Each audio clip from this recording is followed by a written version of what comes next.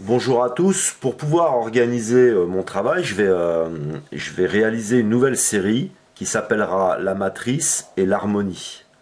Nous vivons donc actuellement dans une matrice, donc dans un système scientifique, c'est-à-dire que la plupart aujourd'hui des chercheurs en viennent tous au même résultat, c'est qu'ils ont le sentiment qu'il y a une très grande intelligence derrière, puisque dans la plupart des recherches, on y retrouve des mathématiques, des formules de mathématiques et un système très complexe où les choses sont parfaitement interdépendantes les unes des autres. Nous sommes donc une part entière de cette matrice et comme le disait justement Albert Einstein, l'escalier de la science et l'échelle de Jacob, il ne s'achève qu'au pied de Dieu. Alors ce qui est intéressant, c'est de voir que nous avons tous ces aspects qui sont là, qui sont des aspects scientifiques. Nous sommes faits nous-mêmes uniquement de science et que nous allons nous construire nos organisations, soit au travers de religions, au travers d'idéologies, au travers aussi d'un modèle financier. Et le monde s'est fait donc sans ces idéologies, c'est fait sans le monde financier, et c'est fait sans religion. Les religions qui ont, je trouve en tout cas, particulièrement dérivé, parce que je fais aussi partie de ceux qui sont croyants.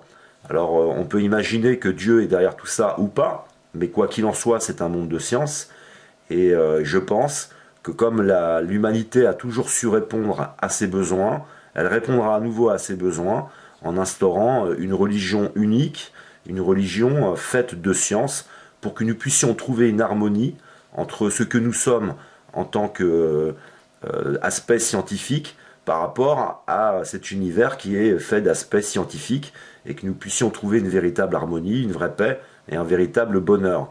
Et sans tous ces acteurs, que ce soit des acteurs politiques, des acteurs historiques, des acteurs religieux, qui viennent nous proposer une façon de penser et qui est faite souvent sur la base de l'ego, sur la base de magie, de superstition, etc. Donc une religion unique viendra avec, comment dire, à la source de toute religion, mais la source scientifique des religions, pour nous sortir des dogmes et pour pouvoir nous élever au travers des connaissances. La lumière est la connaissance, éclairer l'esprit des gens et s'élever, se libérer du corps, se libérer de tout ça au travers des sciences. Donc cette série de vidéos que je vais réaliser sont, comment dire, au travers des aspects scientifiques de l'univers, de nos aspects scientifiques, et en utilisant au maximum, je développerai sur tous les aspects du sceau de Salomon, hexagramme. J'essaierai de développer sur toutes les possibilités de l'utiliser, son histoire, où est-ce que nous pouvons la retrouver. On essaiera aussi de voir ensemble de quelle manière nous pouvons l'utiliser, où est-ce que nous pouvons la retrouver dans certaines religions, mais toujours dans les aspects des sciences et de trouver une harmonie, c'est-à-dire ne jamais entrer dans les aspects de la magie. Je vais aussi, je développerai sur son histoire, puisque vous savez que le sceau de Salomon a largement été utilisé par des sociétés occultes qui l'ont diabolisé, qui ont utilisé ces aspects scientifiques pour se les approprier et pour nous éloigner de ces aspects-là.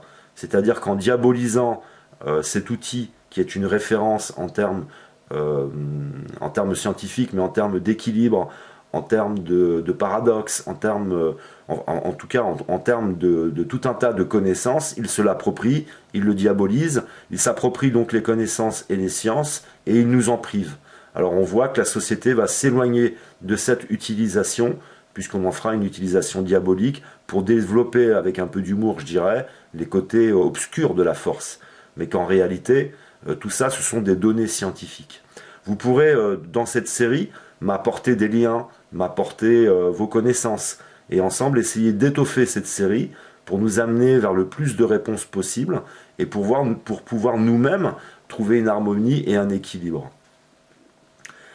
Donc je vous invite à partager avec moi, je vous invite à remettre en question, parce que je peux aussi apporter des fois des choses un peu incohérentes, un peu dans l'erreur, comme aussi on peut trouver des choses sur lesquelles je m'interroge.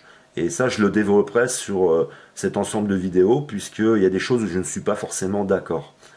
Et essayer ensemble donc de tout étoffer. Il s'agit donc pour moi d'éveiller des connaissances, puisque je l'expliquais, dans l'ADN, il y a déjà un très grand nombre de connaissances, nous sommes bien dans un monde de sciences, il y a votre vocation, et il y a aussi les besoins de la société dans l'ADN. Et on découvre ça peu à peu.